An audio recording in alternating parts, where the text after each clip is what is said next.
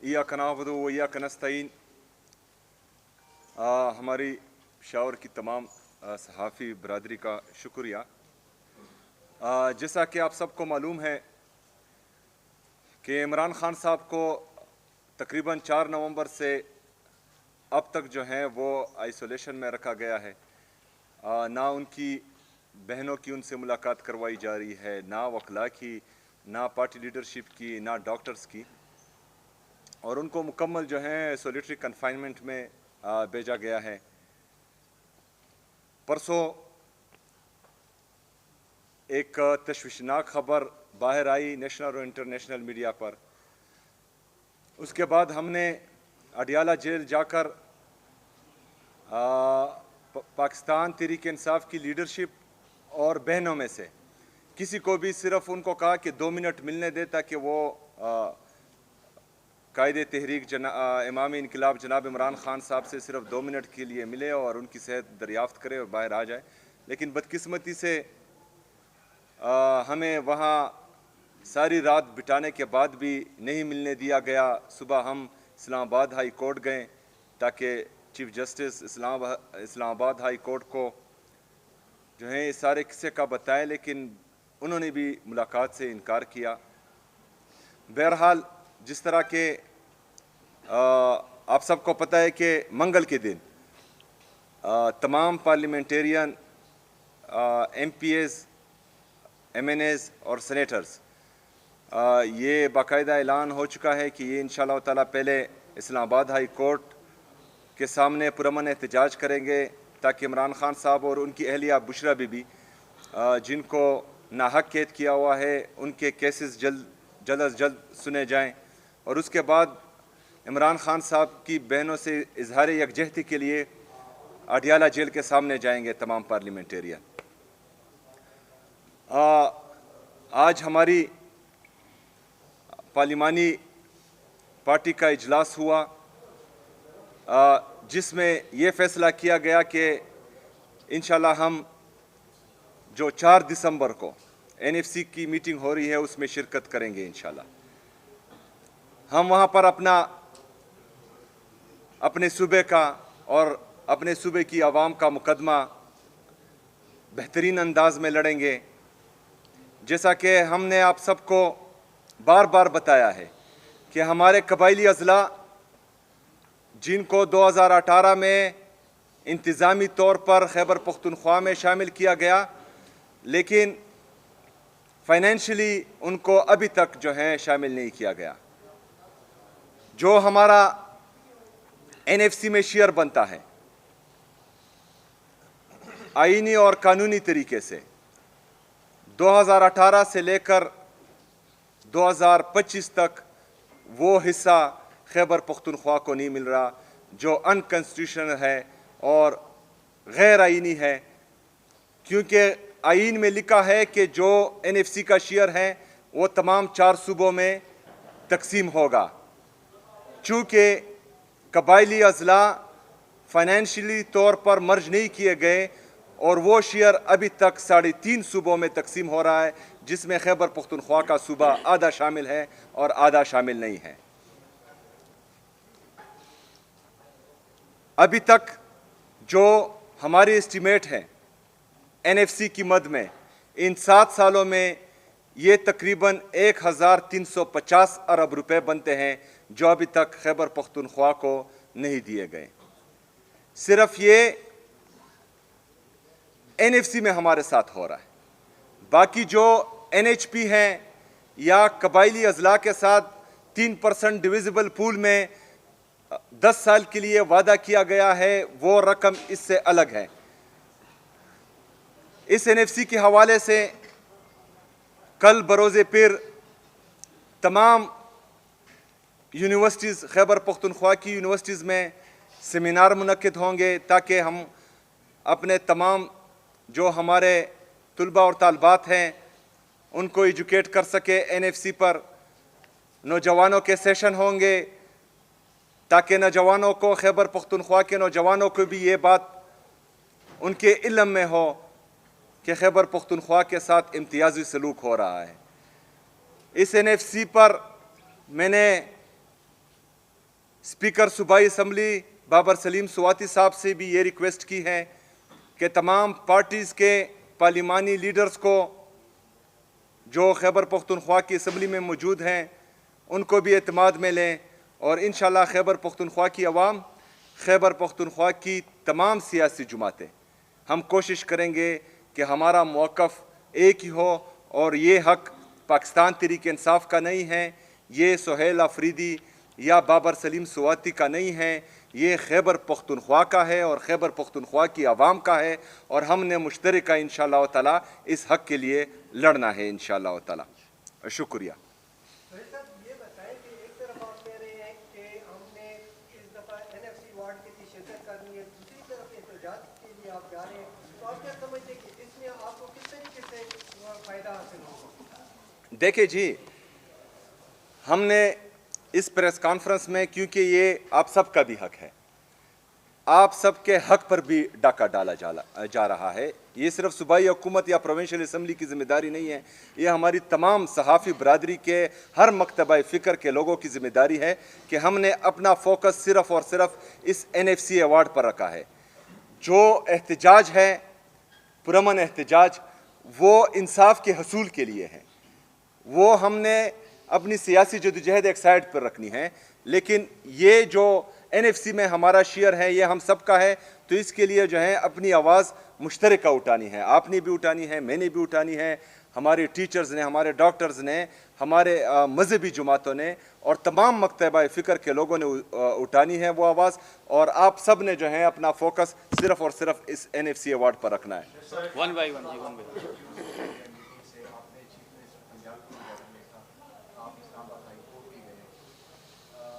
Temperament क्या आप मतलब वो चेक करना चाहते हैं कि जो रिफ्यूज़ कर रहे हैं आपकी मुलाकात, शेख गवर्नमेंट किस हद तक जा सकती है, और क्या ये कोई जो आप क्लेम करते हैं कि मे 9 वाज अ ट्रैप, क्या अगर आप कोई हद क्रॉस करते हैं तो क्या आप जहन में है कि this would be another trap? देखिए जी, ये तो साफ बात है जो खैबर पख्तूनख्वा के साथ और खैबर पख्तूनख्वा की हुकूमत के साथ और ख़ास कर पाकिस्तान तहरीक इंसाफ के साथ हो रहा है, तो वो यही चाहते हैं कि हम तसादुम की तरफ जाएं, लेकिन हमने हरगिज़ तसादुम की तरफ नहीं जाना और साथ में ये भी कि हमने किसी भी कुर्बानी से दरेग नहीं करना इंशाअल्लाह ताला। सुहेल साहब, मेरा दो मुख्तसर क्वेश्चन है। फर्स्ट क्वेश्चन तो ये है कि सियासी जमातों में फैसले जो एहतजाज के या जो दीगर अहम फैसले होते हैं पार्टी की तंजीम करते हैं। आपने अडियाला के सामने एहतजाज के आगाज भी लगाई, पार्टी इस हवाले से ऑन बोर्ड नहीं थी, इस हवाले से पार्टी वर्कर की वो मुख्तलिफ कन्फ्यूजन करता है, ये ज़रा क्लियर करें कि पार्टी को आप लोग क्यों ऑन बोर्ड नहीं रखते। दूसरा क्वेश्चन है कि NFC के हवाले से KP गवर्नमेंट के जो एक्सपर्ट हैं उन्होंने क्या हिकमत अमली बनाई? देखिए जी, सबसे पहले बात कि एहतजाज आप सही कह रहे हैं कि वो पार्टी तंजीम का काम है और इंशाअल्लाह ताला मैंने बहैसियत वर्कर उनका मुकम्मल साथ देना है। हमारी जो सूबाई हुकूमत के कैबिनेट के मेंबर्स हैं उन्होंने भी बहैसियत कारकुन उनका साथ देना है और हमारे जो पार्लियामेंटेरियन हैं उन्होंने भी। जो परसों का सिट इन था, धरना था पुरअमन सुबह तक अडियाला जेल के सामने, वो मेरा जो है बहैसियत चीफ मिनिस्टर अपना फैसला था, क्योंकि ये एक वज़ीर आला के साथ नाइंसाफ़ी थी, इम्तियाज़ी सलूक था, क्योंकि इससे पहले आप जिस तरह आपको पता है कि बाकी वज़ीर आला उनको पाकिस्तान एयर फोर्स का जहाज़ इधर से उधर लेकर जाते हैं, लेकिन खैबर पख्तूनख्वा के वज़ीर आला का, आपके वज़ीर आला का, आप सब के वज़ीर आला का पासपोर्ट जो है वो स्टॉप लिस्ट में डाला गया है। तो ये इम्तियाज़ी सलूक जो है हो रहा है और मुझे बार बार ये कोशिश कर रहे हैं कि जिस तरह का बयानिया मेरे नाम के अनाउंस होने के बाद इन्होंने डायरेक्टली बनाया था कि हम कोई एहतजाजी सियासत करेंगे या इंतशारी सियासत, जो ये बार बार इल्ज़ाम लगाते हैं, लेकिन हकीकत इसके बरक्स है। पाकिस्तान तहरीक इंसाफ को हमेशा दीवार से लगाने की साजिश की गई है और दीवार से लगाने की साजिश में जब हम पुरअमन एहतजाज जो हमें आईन और कानून इजाज़त देता है वो करते हैं, तो ये हम पर, हमारे पुरअमन मज़ाहिरीन पर गोलियां चलाते हैं और हमारे लोगों को शहीद और ज़ख्मी करते हैं, पहली बात। दूसरी बात, जो हमारे नेशनल फाइनेंस कमीशन के मेंबर्स हैं उनसे हमारी तफसीली मुलाकात हो चुकी है एक दफ़ा, कल उसके बारे में जो है अवार्ड के लाएअमल के बारे में कल हमारी तफसीलन मुलाकात एक दफ़ा फिर हो चुकी है, 2 मुलाकातें हो चुकी हैं और कल जो है असम्बली सेशन में इस पर इंशाल्लाह बहस भी होगी। उसके बाद जो है असम्बली को इस पर ऑन बोर्ड लिया जाएगा और तमाम मेंबर्स पूरी असम्बली को इस पर ब्रीफिंग भी देगी। और हमने कोशिश करनी है कि हमने सिर्फ सूबाई हुकूमत के मेंबर्स को या असम्बली के मेंबर्स को नहीं, खैबर पख्तूनख्वा के हर नौजवान को इसके बारे में बताना है और उनको कहना है कि ये आप लोगों का हक है और आप लोगों को आपका आईनी और कानूनी हक नहीं दिया जा रहा। वन बाय वन जी, वन बाय वन जी।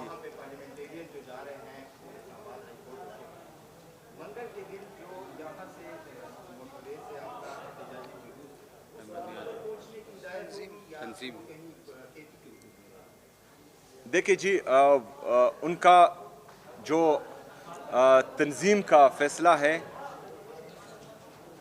अभी तक जो है वो सवाबी का है और सवाबी के मकाम पर जो है वो अपना एहतजाज रिकॉर्ड करवाएंगे, लेकिन पार्लियामेंटेरियन जो हैं वो इस्लामाबाद हाई कोर्ट और अडियाला जाएंगे, वहाँ पर वर्कर नहीं जाएगा, वहाँ पर सिर्फ पार्लियामेंटेरियन जाएंगे।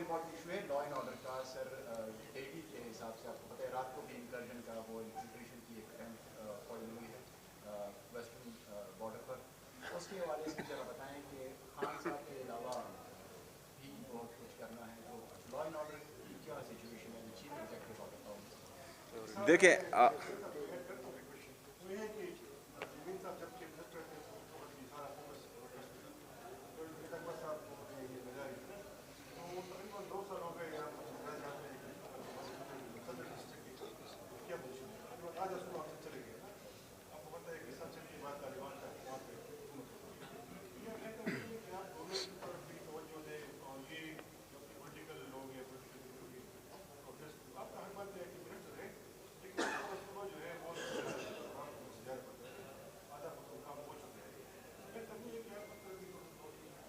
हम बिल्कुल आधा खैबर पख्तूनख्वा नहीं खोए हैं और बल्कि पूरा पाकिस्तान जो है एक बंदे के हाथ में गए, ये अलबत्ता आप कह सकते हैं, लेकिन खैबर पख्तूनख्वा में अल्हम्दुलिल्लाह पाकिस्तान तहरीक इंसाफ की हुकूमत है, पहली बात। दूसरी बात ये है कि गवर्नेंस हो रही है तो डिलीवरी हो रही है तो परफॉर्मेंस हो रही है, तो तीसरी दफ़ा जो है लोग इमरान खान को वोट दे रहे हैं। ये गलत बात है कि कोई ये कहे कि यहाँ पर जो है गवर्नेंस नहीं हो रही या हम जो है परफॉर्म नहीं कर पा रहे। जो इश्यूज़ मैंने तकरीबन 45 दिनों में उठाए हैं, जो हमारा CRBC है, जो हमारा कबायली अजला का शेयर है 3% डिविजिबल पूल में, इसके अलावा जो हमारा NHP है, ये तमाम चीज़ें हमारे जो अवेलेबल रिसोर्सेज हैं उसमें हम इतना परफॉर्म कर पाए हैं कि तीसरी दफ़ा हुकूमत में हैं। आप ज़रा सोचें कि ये 3000 अरब रुपए से ज़्यादा जो हमारे साथ इम्तियाजी सलूक हो रहा है और हमें नहीं दिए जा रहे हैं, लेकिन 5300 अरब रुपए की करप्शन जो है वो फेडरल हुकूमत कर रही है, जिसका IMF गवाही भी दे रहा है और उनका चार्जशीट है वफाकी हुकूमत के ख़िलाफ़। तो जो अगर गवर्नेंस की या जो है परफॉर्मेंस की बारे में किसी ने क्वेश्चन करना है तो वो फेडरल गवर्नमेंट पे करें, क्योंकि वो ऑलरेडी 5300 अरब रुपए का करप्शन भी कर चुके हैं। तकरीबन टेक्सटाइल इंडस्ट्री हमारी बंद हो चुकी हैं। तमाम जो बड़े बड़े इंडस्ट्रियलिस्ट हैं वो पाकिस्तान छोड़कर जा रहे हैं। जो हमारे तकरीबन 25 लाख से ज़्यादा लोग नौजवान जो इस पाकिस्तान का कीमती सरमाया है वो पाकिस्तान छोड़कर जा रहे हैं। तो उनकी परफॉर्मेंस नहीं है, हमारी परफॉर्मेंस है, इसलिए लोग जो हैं हमें बार बार वोट भी दे रहे हैं और इमरान खान पर एतमाद का इज़हार भी कर रहे हैं। अच्छा, लॉ एंड ऑर्डर की बात मैं बार बार जो है वाज़ा कर चुका हूँ। लॉ एंड ऑर्डर की बात जो हल हम बता रहे हैं वफाकी हुकूमत को, तो हम ये समझते हैं कि ये इससे अमन बहाल होगा भी और ये बहाल रख पाएगी भी। हमने ये देखा है कि इससे पहले जो बंद कमरों के फैसले हम पर मुसल्लत हुए हैं या मंसूबे हम पर मुसल्लत हुए हैं, तो इसमें खैबर पख्तूनख्वा ने और खैबर पख्तूनख्वा की आवाम ने हमेशा नुकसान किया है। हम जो हल बता रहे हैं, अगर इस हल पर हमारी वफाकी हुकूमत गई तो फिर हमारी जिम्मेदारी है कि हम इंशाअल्लाह ताला इस अमन को बहाल भी कर पाएंगे और रख भी पाएंगे, क्योंकि 2018 में जब दहशतगर्दी के खात्मे का ऐलान हुआ तो हम अमन बहाल रख नहीं पाए। 2022 में फिर वापस आए, दहशतगर्द भी वापस लाए गए और दहशतगर्दी भी वापस लाई गई। तो हम चाहते हैं कि वफाकी हुकूमत हमारी सूबाई हुकूमत को हमारे यहाँ के जो स्टेक होल्डर्स हैं उनके साथ मिल बैठकर एक देर पा अमन के लिए और हमेशा अमन के लिए एक वाज़ेह पॉलिसी बनाए और उस पर अमल दरामद। हम इंटरनेशनल मीडिया में खबरें देखते हैं ख़ुसूसन दहशतगर्दी के मामलों के हवाले से, उसमें फिर कबायली इलाकों का जिक्र होता है। एक मखसूस इलाका टारगेट किया जा रहा है, वादी तीरा जो आपका ज़िला है, और इसमें कुछ डॉक्यूमेंट्रीज बनी है। एक रियाज साहब ने बनाई थी, फैसल साहब ने बनाई थी, अली अकबर साहब ने बनाई थी। और उस हवाले से ये भी बताइए कि आपकी वहाँ पे कितनी ज़मीन है, कितनी आपकी वहाँ पे अखरूट की काश्त है, और वाज़ेह रहे कि ये प्लांटेड सवाल नहीं है।